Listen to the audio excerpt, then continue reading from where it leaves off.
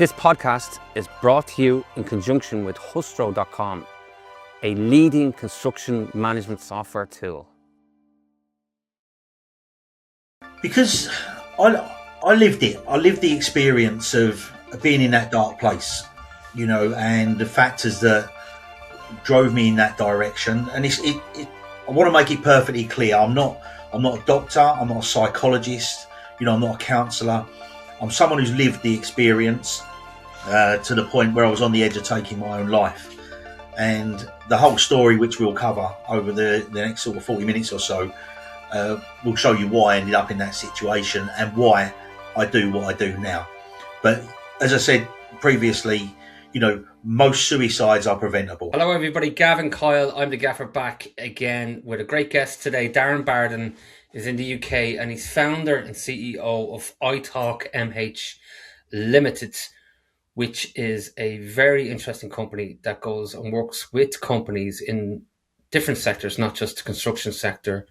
And they provide training and coaching, and they provide cultural change in the area of suicide prevention, which is what grabbed our interest in terms of today's discussion. And obviously it's a very sensitive topic.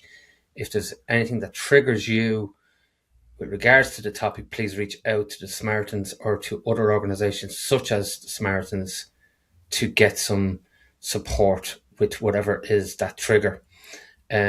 Obviously, we'll be as sensitive as we can during the conversation as well in terms of what we share with you today. But it's done in such a way that if you're in the business of construction and this area has affected you, or you want to prevent this area within your business and put measures in place, then this discussion will talk about that and how you would do that and what Darren has done in the past in order to help cultural change in this area.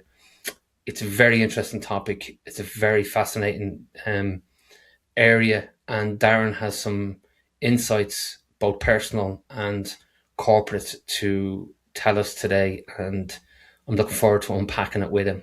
Darren, welcome to the show. Thank you. Glad to be here. Looking forward to it. I'm looking forward to it too. For anybody that's on LinkedIn or YouTube, that is a Chelsea jersey behind him, so we won't hold that against him. It's an old jersey as well, it looks like. Yep. I think it's got all the players signed on there as well from an FA Cup game many years ago. It's a wonder that it's able to hang on the wall with all those the weight of all those names on it. Absolutely, yeah. There's a little one there when we won the Champions League as well. So here we go. Yeah. What can I say? Didn't take long. It didn't take long for him to jump in on it. Tell me, let's get straight into it. Today's topic is suicide prevention in the construction industry. I told you that I was going to hold you accountable for telling me that you can prevent suicide in the construction industry.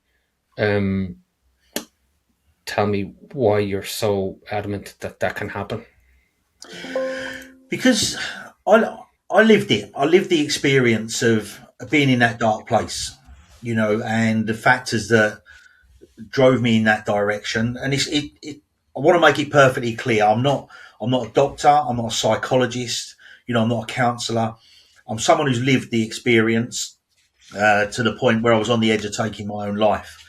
And the whole story, which we'll cover over the next sort of 40 minutes or so, will show you why I ended up in that situation and why I do what I do now.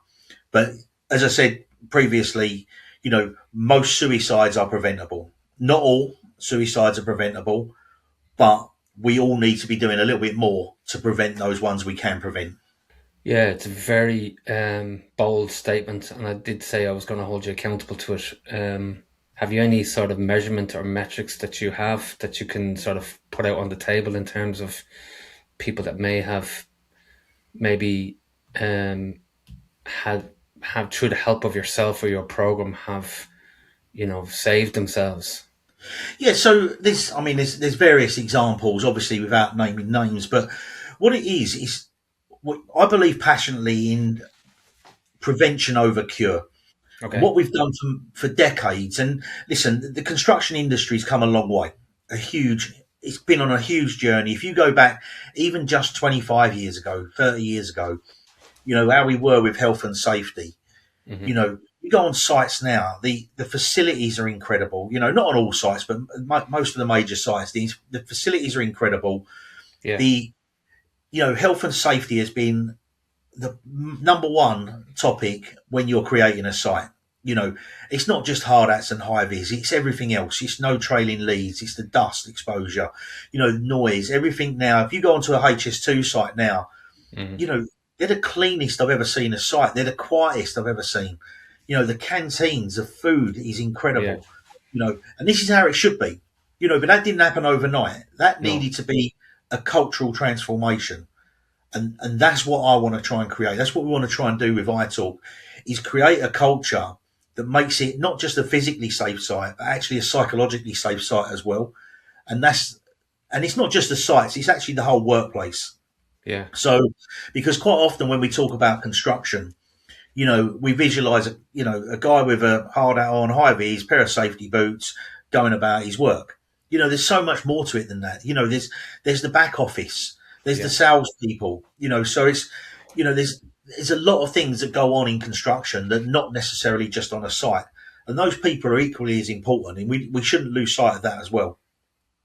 So when you talk about, you know, examples, this is what we do within iTalk, is when we go and work with leadership teams, we work from the ground up as well as from the top down, and we try and work in harmony with everybody involved, and every company is different.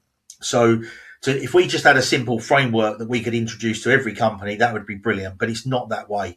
You know, some people employ 50 people, some people employ 500, some people employ 5,000, you know, and you've got to work within the constraints of their organisational structure as well. So every one of them's different, and that's why we take the approach we take, where we actually sit down and do sort of consultative education with them, find out where they are currently, i.e. their current state, and where their desired state is, and where they see themselves when we're talking about psychological safety, mental health and suicide prevention, where they see themselves going forward. What's the ideal? What looks good to them? And everyone's going to have a different opinion. So there's not like a sure fast, right, there's a textbook, this is how you go and do it. You know, every one of them's going to be different. They're going to have different priorities. And that's why it's important to make what we do bespoke around that. I have a background in health and safety, so without putting my nerdy hat on, I'm going to throw a few curveballs at you. Is suicide a risk to a construction business from a construction setup point of view, from somebody running a construction business? Is suicide a risk within the business? Absolutely. You know, if you've got a site with 500 people on there, and this is not about one company, we're just talking a construction site, 500 people on there, and there's one suicide. That one suicide financially can impact that site around about £1 million. So the financial implications of there being one suicide can be really, really heavy. And as you know, the margins we work on in construction industry don't allow for that 1 million loss. You know, it takes a lot to retrieve that and get that back. So there's that impact as well. And that's formed with, you know, the shutdown of the site, the absenteeism within construction, you know, the mental health absenteeism, you know, that just mental health absenteeism in construction in the UK alone is costing the industry £2.75 billion every year. That's not a bad back. That's not a broken leg. That's mental health absenteeism. Yeah. And it's really hard to measure what mental health presenteeism is costing. There's talk of it being 4, 5, maybe even 10 times that figure. Do we have any numbers of, I think there's a grey area here, is there not, in terms of statistics in the workplace for suicide? Yes, there is. So on average in the UK, you're looking at about 6,000 suicides every year, you know, and when you're looking at sort of 75% of those are male, and then you come into the industry, the construction industry, where the ONS, the Office of National Statistics, haven't released the latest figures. So the last figures we had were around the 500 mark, just over the 500. 500 in construction for suicide on site? Yeah. Yes. On site. Absolutely. So if someone's left the construction industry for whatever reason, and it may be because of their mental health, if they then go on, you know, 6 months later and die by suicide, take their own life, that Yeah. figure will not be included in there. No, I know that. Yeah, that's what I was going to get to. Or if they work still in construction and go home and carry out the act, that's not recorded as a A- statistic Absolutely. in Yeah, construction. absolutely. And this is where Wow. one of the things. This is why it's a grey area. Wow. Who says what, where, and when? Into the figures. It's a much bigger Yeah. problem than we give it credit for. And many years ago, because of my background, I used to do a lot of work with victim support. And one of the Yeah. things we struggled with was getting people to cooperate and collaborate with you, because if they had to own up that victim support was needed, it meant there Yeah. was a bad world out there. So they shied away from it. And in a lot of cases, we're doing this in the construction industry. You know, Yeah. we all talk about awareness. We've been talking about awareness for decades. Yeah. It's time for action, and some companies do it. Some companies are doing some fantastic work out there, and they're doing their level best. But some people just don't know where to turn. They don't know how to begin, and they Yeah. come from a good place. But ultimately, you've got to run a business. You've got to make that business sustainable and make money. So Yeah. that becomes your number one priority. I'm in health and safety, and I've never done a risk assessment or have been asked to do a risk assessment on the potential of somebody committing suicide on a construction project. Yeah. It's actually not a known thing. It's not No, something that's been asked for, because I like the way you put that at the start of the show. Psychological safety, have a psychological safe site. That's a yeah. new one on me. When we all talk about behavioral based safety and behavioral based safety programs, we don't really talk about a psychologically safe project, which is an interesting concept. Do you have a program that you can talk to us around that concept? Yeah, so basically, it begins at the top, but you've also got to get the buy-in from the guys. So and when I say the guys, I mostly talk about this from a male perspective, but it's not solely males is who we work with. Yeah. My lived experience is I see it through a male eyes. Yeah, so Yeah. that's why I tend to talk about that. It's a male-dominated area, but it's not to Mhm. say they're the only ones struggling here. It's far from it. So Yeah. one of the things you got to do is, if the leadership team, whether it be a CEO, a managing director, project director, whoever it may be, come in with an initiative, it's getting the guys to buy into that, to say they don't want it just to be a tick box exercise. Yeah. And I've said this recently, they can call me in to do a motivational talk, tell my story, give them some tips and hints. Great. And I can do an hour, and all the guys go away and go, oh, wow, that was great, Yeah. and off they go. Well, that's it. The following day, who's Darren Barden? What did he talk about? So it Mm. needs to be a sustained approach. It Yeah. doesn't need to be. Funny enough, I've actually just recorded a little video about, you don't need to do Banana Bread Friday to make this work. Because Yeah. people eat the banana bread, it's gone, it's forgotten about. The times for awareness now have moved on. We're now into the time of action, and Yeah. action needs to be sustained. It needs to be I, over a period of time. Fair play to you for saying that, because my issue with some of this stuff in regards to mental health is that some people are jumping on the bandwagon, and if you go in and you open up this box of problems, how do you deal with that then? You can't just go in and sort of give a talk and then walk away, and then everybody's left with, oh, hold on a minute, now you've opened up the box, I probably need support, because you're after triggering me, and I realised maybe I have issues that I didn't think I had, but now that I've listened to Darren Barden, he's opening up something in my head, and I need to speak to somebody about this, or I need support on this. So you're really coming at it from that point of view, is that, okay, send me in, let's open it up, and let's have the hard conversations. And then, don't let me put words in your mouth, but I Yeah. presume that's what you're talking about, is that you then put in this program.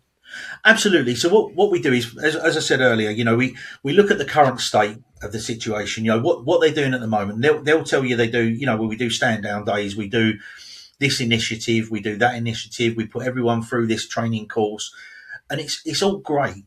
But if you're not getting that genuine buy-in, and sometimes you don't get it from the guys because they haven't got that communication chain between them and the leadership that Mm-hmm. they trust. And that's not to say they don't trust them from a work point of view, just an emotional trust, which is slightly different. So, and we act as that conduit between the two. So that when we go in, the actual framework is about actually getting, if you like, communities within the construction industry, within the project. So people can actually sit down and we can delve into it a little bit. We can go, well, there's an app that backs up. There's a support app that we've got as well within iTalk, and it's called the Help Hub. And people can go on there, and it's got 24-hour text coverage through the shout service. It's got the Samaritans direct phone number to the Samaritans. So if someone's in suicide crisis, they can reach out. But someone may just be struggling with drink or drugs, and I can go in there and tell my story, and it may not impact them, but what it can do is trigger the fact that they need to get help. It's at that point, where do they go? And so they need to know there's an option where we can funnel people through this. And this is really, really vital that, one guy may have a gambling problem, one have a relationship problem, one may be having trouble with finances, with a mortgage application, wherever it is. Everyone's troubles are different.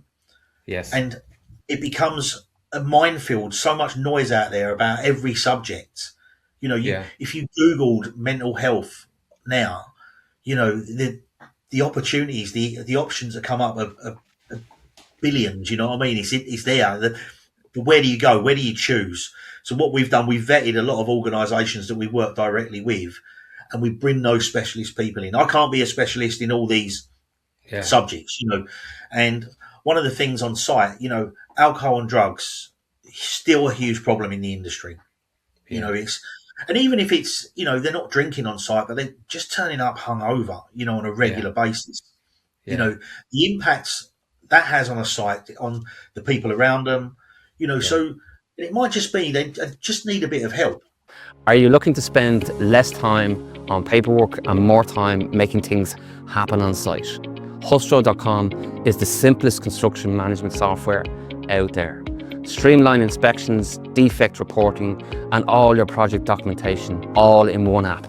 With Hustro.com, contractors are seeing 75% less time on inspections and reports, 47% faster corrective actions, and almost a third quicker decision making. Hustro.com is the simplest software to manage construction projects, period. Level up your site efficiency today with Hustro.com.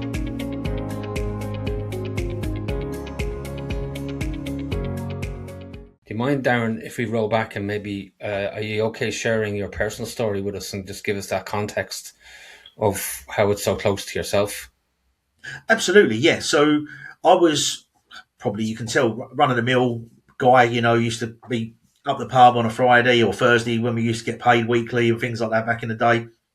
And I received a knock on my door on a Monday night at midnight. And at the time I had two jobs. So I used to work during the day and then at night to earn extra money. We were skint at the time. So I'd done an extra job delivering newspapers to shops. And my son was at home. He was 1 year old with my wife.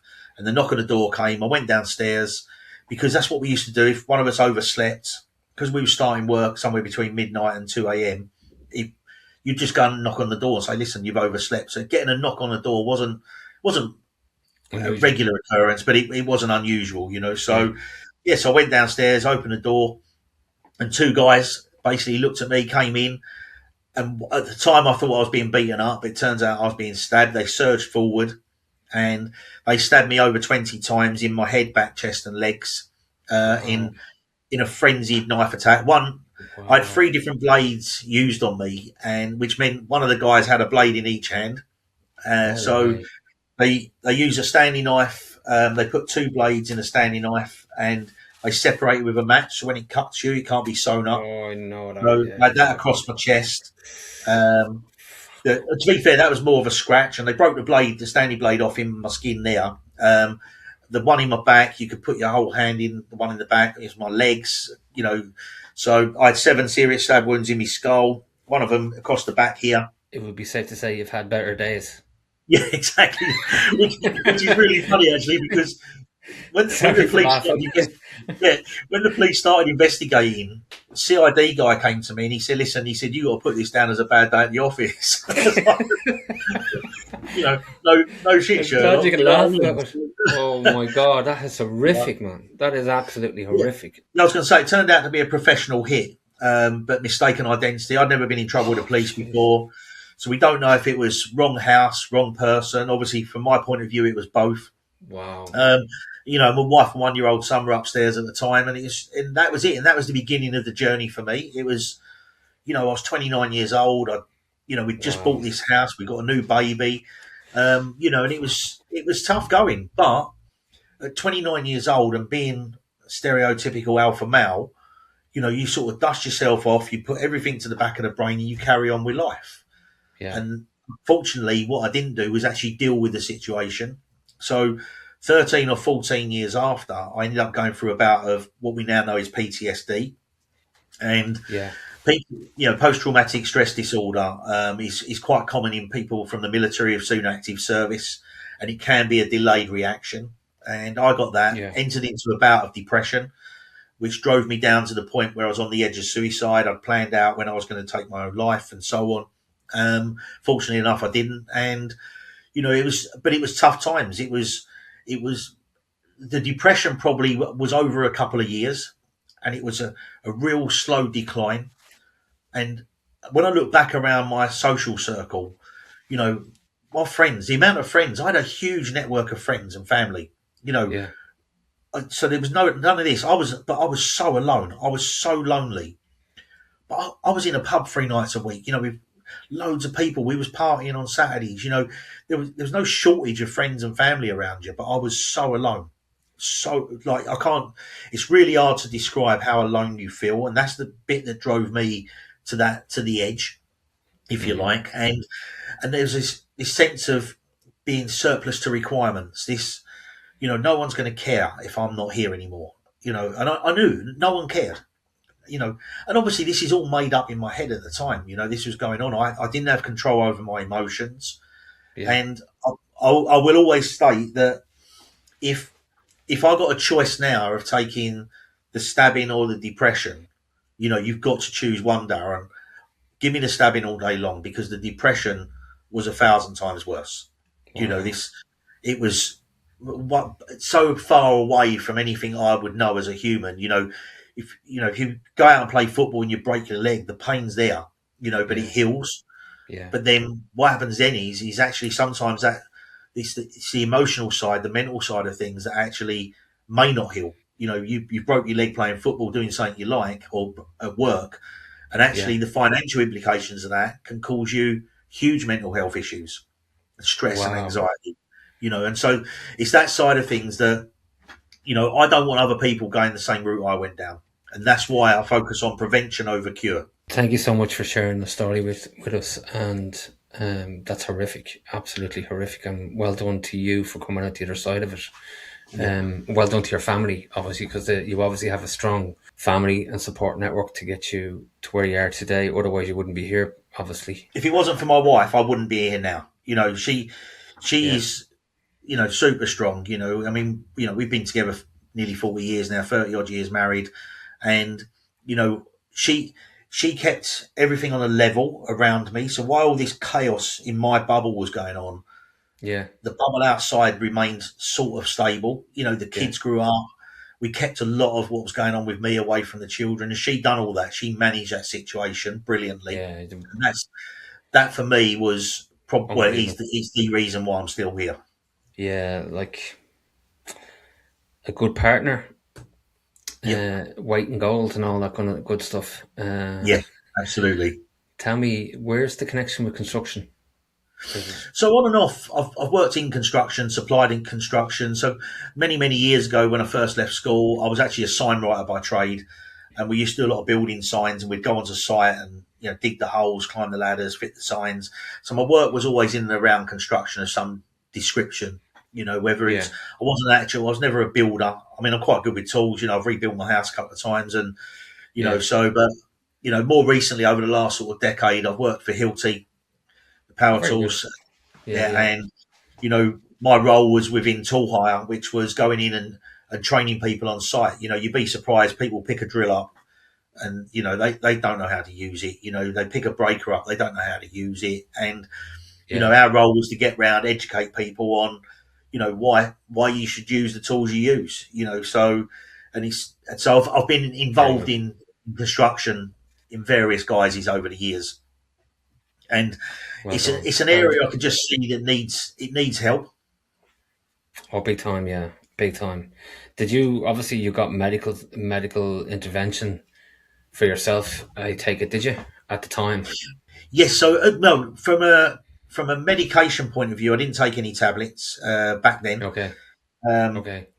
After the stabbing, it was literally, you know, I had a little period where I was off work, so I'd gone back to van driving at this point, and I just eventually just got back on track. But when the depression kicked in, I then went into, at some point, I then mustered up the courage to go to see the doctor, and he gave me some medication, sertraline, 50 milligrams of sertraline, which is basically, you know, I call them a mentalist pills, but apparently it's not politically correct to call them that. But you know, it's how I am, and you know, I didn't take them. These tablets, they meant failure to me. You know, this meant, you know, as a man, I wasn't capable of dealing with my emotions, and if I'd have taken these tablets, I'd have lost to this thing called mental health. And so these tablets, the box kicked around the house. It went from the kitchen to the bedroom. It was on the windowsill. It was on a coffee table. I didn't want to take them. I couldn't take them. It just meant defeat, and that's not what I wanted at the time. Looking back, if I could have just taken the tablets early on, it was the sort of the stabilisation which I needed. You know, they talk about, some people don't agree with it, some people do. There's medical evidence both ways, but it's basically a chemical imbalance in there that needs leveling out, you know, one way or the other. And for me, they were a godsend. You know, they don't work for everybody, and I wouldn't force anybody down that route, but certainly give it a try if that's where you're at and that's what the doctor recommends. But yes, the medication came many years after, and also several years after I went through the depression. Wow. And to this day, do you still need support yourself personally, or how do you deal with that? Yeah, I mean, I'm lucky because, I mean, this year, in fact, in January, in 2024, we had a few personal issues. You know, we had a cancer scare with my wife. I had a health issue, which then put me in hospital on a life and death situation for a week and things like that. And I came into January and I noticed the change in me. But because I'd seen it for many years previously, I knew I wasn't in a good place. So I booked an appointment, went to see a therapist, spoke to him for an hour, and it was all I needed. But I spotted the signs. Now, not everybody has that luxury, you know, and so I was quite fortunate. So yes, I do need support from time to time, and you know, I'm certainly not afraid to admit it. I don't mind telling people I take the tablets. You know, it's something I'm working towards, working away from, but I'm in the best form of my life now, and they certainly helped. And if I need to go and see a therapist tomorrow because I've woke up and realised there's not something right with me, I'm going to go and do it. And I will tell people I do it as well because I want other people to be doing the same. Yeah, but well said. First aid training, mental health first aid training, your thoughts, your views, and whether you think it's a positive or negative. Oh, good question. So for me, your mental health first aiders, I worry about the people who've done the training, the pressure that puts on. So I think that, you know, is there a support network being put in place for these people? You know, for the first aiders themselves. Absolutely, yeah. And you know, I don't know what support's put in place for them. I'm assuming they're told, oh well, you can contact us. You know, if you're feeling struggle or you're finding things difficult, and I can tell you through lived experience that when you're struggling, the one thing we all know is if you talk about it, it helps, right? And we're always telling people reach out, you know, reach out to talk about whatever your issues are. And I can say from lived experience, that's the last thing I was going to do, you know. So if I was a mental health first aider now and there was a story that was troubling me, you've got a conflict. You know, you've got the conflict of, you know, client confidentiality. You know, for starters, so you're taking on a burden with that, and these things can harm you, you know, mentally. So that side of things, I'd like to make sure that there's a structure in place and a safety net in place for the people that are actually mental health first aiders. Yeah, fair point. Good shout, Darren. Good shout. Yeah, I don't know how impactful they are, and this is not to diminish anything anyone's doing out there and trying, because it's a step in the right direction for me. We're doing something which is better than actually just talking about it. So, and it certainly, I feel it can help, and they play a good role within an organisation. So how impactful it is, I don't know. Time will tell. It feels like it's a relatively new thing. I know it's been around for a few years now, but it seems to be coming to the fore a lot more, and people are taking more and more people on for this, you know, or giving people the role. Yeah, so I think it's got its place. But like I say, I'd step with it cautiously. Hello, Gaffers. Hope you're enjoying the podcast. We love every one of the guests that we have, but in order to bring on more great guests, we'd love to build the channel with you. So hit the subscribe, hit the like button, and let's create a really great community where we bring in better and better guests for you to deliver great content and great pieces of information that you can take back into your business. Now, back to the podcast. Thank you. Yeah, I know what you're saying. You're saying that you need a wider framework around the whole area rather than saying, here, we've a mental health first aider if you're stuck. There needs to be a whole program and structure and framework around that, as opposed to just saying, hey, we have that boxed off because we have a mental health first aider. Spoke to somebody and that's the critical part. UK.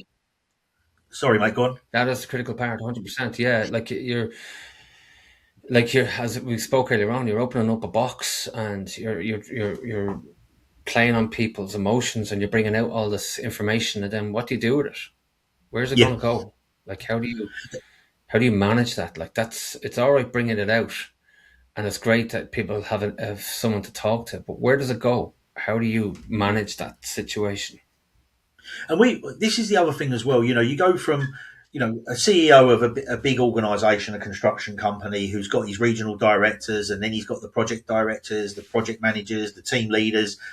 You know, and all of a sudden, then you got like 10 or 12 guys working for this project manager. It may be subbies, but they're all working on a site together. You know, whether they're Sparks, Chippies, you know, Brickies, whatever it may be, they're all on that site together. So it's sort of not irrelevant who they work for, but they're on site together, and someone's going to be managing that particular part of it.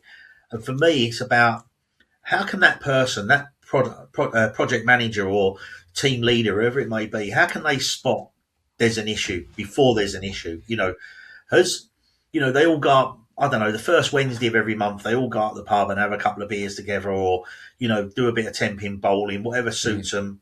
And it's great. You know, they're going, right, brilliant, this is great. And all of a sudden, you know, one of them's not quite in the WhatsApp chat that he used to be. You know, he don't turn up for the little drinks on a Friday. It's what you do then. So there's a little telltale sign. Now, there may just be a genuine reason for it, but it may be that someone's struggling. And how confident is that team leader, that project manager, in spotting that, being aware of that? And so for me, it's about building in a culture. When I talk about cultural transformation, it's getting team leaders to... We've got something called a Wellbeing grid, and it just gives a few sort of key signs, if you like, where we can actually say, you know, about mood, about attendance, you know, that people can just go, right, we need to act now, rather than leaving it until the first you know is the guy's being disciplined because he's not been there, you know, on time, or, you know, he's taken random days off. So, all of a sudden you get rid of the guy, and that's it. He's from your point of view, you forget about it. You don't know the impact of that. And so can our project managers listen? They're not all, you know, nurses. They're not there to sort of look after and care, but they've got a sort of a duty of care to every individual. We all have. I think stand to be corrected here, but I'm nearly sure there's a change in the health and safety legislation in the UK in terms of the reporting of accidents and incidents, that suicide, the word suicide, is actually inserted in an update on the Health and Safety Act.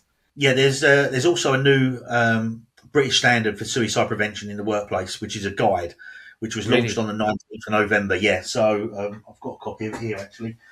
So anybody can go on and download this. It's a bit of a read. PSI. You can read in there, but and it's for all workplaces. It's not just construction, and as we were saying earlier, it's not just on a site where people work. They still work in construction, but away from it. So, the actual site, and that's going to help a lot of people. Now, I know there's people out there talking about legislation, which I do believe will help. I don't think suicide fits in with RIDDOR. I used to feel that RIDDOR would be a good way of doing it, but I think what you're doing there is you're probably making people culpable for situations that maybe they couldn't control, and I think RIDDOR would open up a can of worms maybe we wouldn't want. But there does need, for my money, I think we do need some form of legislation.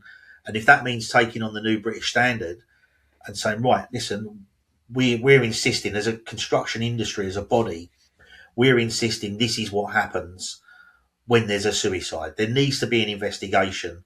And the reason for the investigation is not to lay the finger of blame, but it's actually to make sure it doesn't happen again.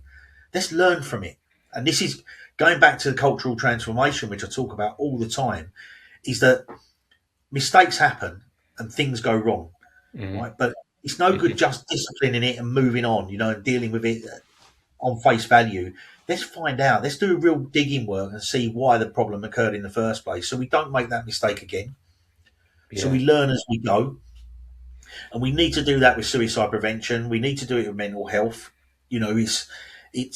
It's so important that we learn from what's gone before us.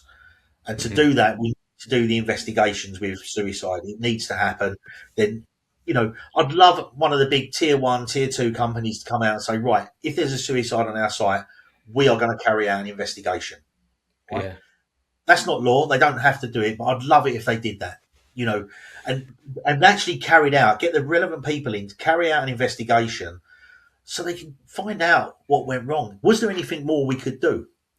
Not just to blame people, but actually go and solve a problem for us going forward. Yeah, there's a little person tapped me on the shoulder here, and they're saying in the UK there's manslaughter charges that can be brought against employers where they're deemed to be reckless in terms of their in terms of the way they've dealt with a particular incident or fatality. They can be held accountable. It's called corporate manslaughter, corporate manslaughter. And I'm just thinking it's a very, very dodgy area. Someone commits suicide and then an employer is potentially in the UK being brought for charges of manslaughter. And that's what I wouldn't want to happen. So it could be that the person who's taken their own life, is the reason they've done that is actually for factors outside of work, but they've chosen to do it within a construction environment. So now that for me is, it's not about blaming someone for this. This is what we've got to come away from, but use the legislation to find out as a company, is there anything we could have done for this person? Is there anything we could have done as an organisation to help this person? Because ultimately, if that person leaves the industry, as we've been finding out, you've got to then find another replacement. You've then got to onboard this person. It could be training. There's cost implications to this. Surely you're better off helping people as you go and then not having to worry about that. And if you've got a psychologically safe workplace, people are not going to be leaving. You're going to attract better people because they know it's a safe environment. And this is what brings me back to the program we work with customers on, is that if we can help you change your culture, transform your culture so that people feel confident in, admitting when they've made a mistake, so being able to challenge an idea, when something comes down the line, it's like, right, we're going to be doing it this way now. Being able to challenge that and say, well, I don't agree. Whether it's right or wrong is irrelevant. Just having the confidence to be able to challenge that idea. Being able to ask questions, that environment makes it psychologically safe. So you're not in this pressure keg of activity that can drive you to feeling anxious, depressed, wherever it may be. So for me, that's the cultural transformation is what we've got to achieve, and to achieve that, we can't be going out and just shouting at people because they've done something wrong. Because the next time that happens, people are going to cover it up. Yeah, I'm looking. I'm actually writing some notes, if you don't mind, as you're talking, and I have mood, lack of attendance, or patterns of absenteeism from the business, isolation, anxiousness. I suppose what I'm trying to do is I'm trying to look at, if I'm an employer, what are the key signals? Do you have a toolkit that you can tell us about that basically gives you sort of pointers in terms of, absolutely. watch out for the signs, if you like? Yes, there's some. We've actually got something that's called I was going to show you a copy of it, but we've actually got something called this Wellbeing grid, which can map out the keys. Listen, there's a whole plethora of reasons why and things you could come up with. We could spend hours just listing all these out, but if there's some key noticeable differences, it's just that absenteeism, that isolation you talk about as well. You got the staff canteen there. Everyone's sitting around having a giggle, and all of a sudden one person decides, no, I'm not going to sit in there today. And then they don't sit in there the following day, and they're just sort of being a bit distant. We need to add the confidence rather than just all sitting there saying, oh, what a miserable sod that is. Why don't someone take the initiative and go and ask, is everything okay? And even if they say, yeah, I'm fine, thanks, ask again. And then ask again, because that ultimately can save lives. This is so important. It's that human to human interaction. And if you're really worried about someone, and then one of the things we do with, I don't do the training, I'm not qualified for this, we do a suicide prevention training course as well. And one of the things they say is, if you're worried about someone where they may be in a suicidal crisis, ask them, are they having suicidal thoughts? Now, that's a tough question to ask, because I tell you now, you don't want the answer sometimes, right? So you don't want to ask it because you don't want them to come back and say yes, right? Yeah. But that saves lives. If you say to someone, are you having suicidal thoughts? And they say yes, right? You're not there to fix the problem. And this could just be people within the workplace. It just could be your colleague who works alongside you. But if they had the confidence to say, right, okay, then tell me about it. Tell me what's wrong. Yeah. Right? I'm here to listen. Right? That sort of approach changes cultures, it changes lives, and it saves lives as well. And it's not difficult. That's not cost anything. That isn't cost millions of pounds to put right. No, but I think, personally speaking, and I'm not an expert in the area, but if you have as you say, open door policy culture within the business, that people are aware that there's mechanisms and support structures in place within the company, that they can freely go up and, have these hard conversations. They're not that hard if the optics and the awareness within the company allows for these conversations to be had. But I think the conversation, in my mind, or in my opinion, and it's only my opinion, it would be harder to have that conversation if the person felt that there wasn't a buy-in from the company with a sort of a culture program like what you discuss. Absolutely, yes. It's really difficult. You could have the best manager in the world. He spotted something in you where you go, you're struggling, and it might just be, if you look at the situation sometimes, you're a young guy, your dad's worked on building sites, your uncle, your aunts, they're all on building sites. You go into a building site environment, and then all of a sudden you're earning 600-700 quid a week, where you've just been used to 150 quid a week. You meet a girl, you get her pregnant, all of a sudden you're buying a house or renting a house, and then suddenly the work stops. That could be a massive problem emotionally and psychologically. And it's, what does that person do? And what do the people around that person do? And this is just normal life, Life kicks us in the ball sometimes, and it's how do people around us react? And I've seen it myself. I've seen it myself. I've witnessed it because I was part of that setup. Yeah. And you've got the best manager in the world, but he can't help you with your mortgage. He can't help you with this, your pension, your insurance. He hasn't got that knowledge, but he's got two ears, and he can say, tell me about it.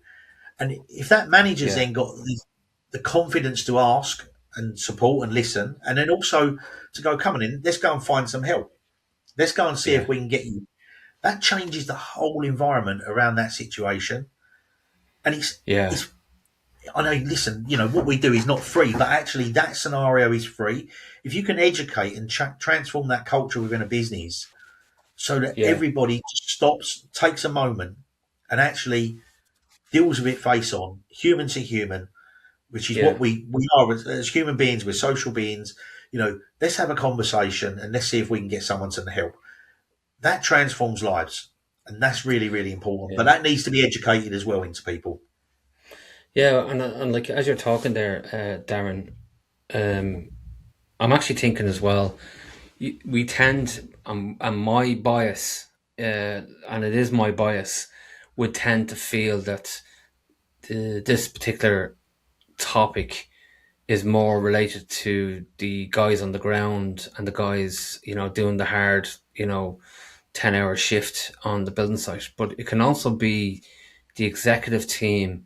And I've experienced this where there's a go-getter within the business, and this guy was on top of things. Like anyone that knew this guy knew he was just having it. He was brilliant at what he'd done, but to the detriment of his mental health, and nobody seeing the triggers, or nobody seeing nobody spotted it. But then when you look back at it and go, yeah, sure, like this guy was working mad hours and he was smashing it from a point of view of winning work, and everything was, go, go, go. But nobody could spot, nobody seen it coming.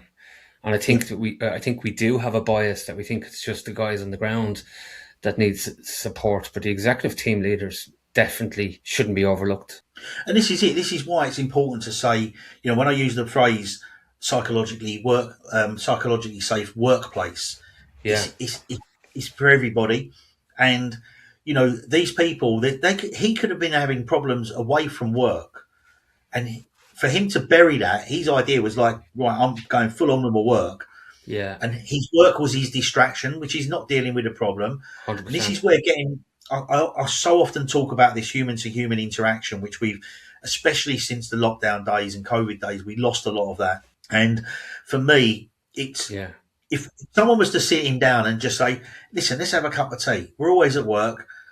What are you doing this weekend? Or what did you do last weekend? Oh, you've got 2 kids. Oh, right. Little Billy plays football, or, and if someone can interact on a human level, then people may have spotted something in him then. You know what I mean? So, and this is the one thing I really try and do is get everybody talking, and it's opening up and just getting on as people rather than just being blinkered and in our own little bubble.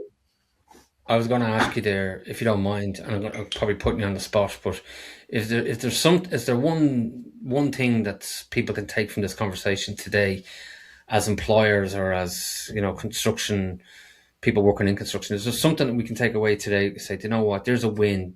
You could bring that something small initiative into your business next week, and it's something just to kick this off, if you like. What would that be, Darren? Check in on your mates. Always, no matter how close or distant you are from a work point of view, just check in. How's it going? As I said, just ask the stuff that's not about what you do day to day. Yeah, so just go and ask them, what they done the weekend, where they live, whatever it may be. Just get a little bit of human to human interaction, and that will transform things. That will help straight away. As I said right at the beginning, most suicides are preventable, but not all suicides are preventable. It's important to know that, we can have the best culture in the world with everybody getting on and everything, and someone still end up taking their own life. So for me, it's about the human to human interaction, making sure, that people are talking to each other, not just about what they're doing there and then in that time. Brilliant. I'm going to throw a few curveballs at you because we're near the end of the show. Yeah. If you don't mind. No problem, mate. Far away. Knowing what you know now, Darren, what would you do different in life? In life, I would have not opened my front door for starters. You would or get a ring doorbell or something like that at least. If only they were a thing back then, you know. So, yeah, what would I do differently now? Yeah, yeah, I would have reached out. I would have spoke about some of the issues I had to people, but as I said, it's easier said than done, you know. So, Yeah, for me, I think I should have slowed down. I should have taken a little bit more time for myself, and I mean emotional self as well, you know. So, yeah, definitely, I would have looked after my brain a lot better than I did. a favorite book or movie or both? Rightio. Favourite book, I can say is my own one. No, there's several. At the moment, there's a guy called Simon Squibb, who you may know on social media, and he goes around asking people what's their dream. And Okay. he wrote a book, What's Your Dream? And I loved it. And until I wrote my own book, I didn't really read a lot.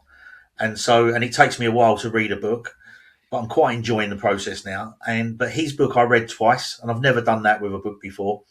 So, Okay. What's Your Dream by Simon Squibb? He's definitely absolutely brilliant. And, you know, he's trying to encourage, he wants to change the educational system, you know, so it's a little bit more relevant to real life as we live now. And, you know, he wants to create more entrepreneurs and make people a little bit more entrepreneurial in their whereabouts and in their workday. And yeah, I actually really, really enjoyed it because he came from a situation where he had nothing and built himself up, as a lot of these, you know, big entrepreneurs do. You know, they come from nothing. Those success stories are great. So definitely Simon Squibb, What's Your Dream? I have it written down here beside me. Darren, if people want to get in touch with you, I know the website is iTalk.mh.com, isn't it? Would I be right in saying that?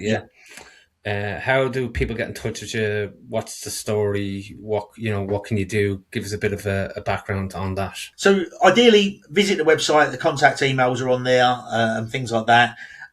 Alternatively, message me via LinkedIn, which is always good. My LinkedIn profile, that's Darren Barden. It's pretty much where I do all of my work on there.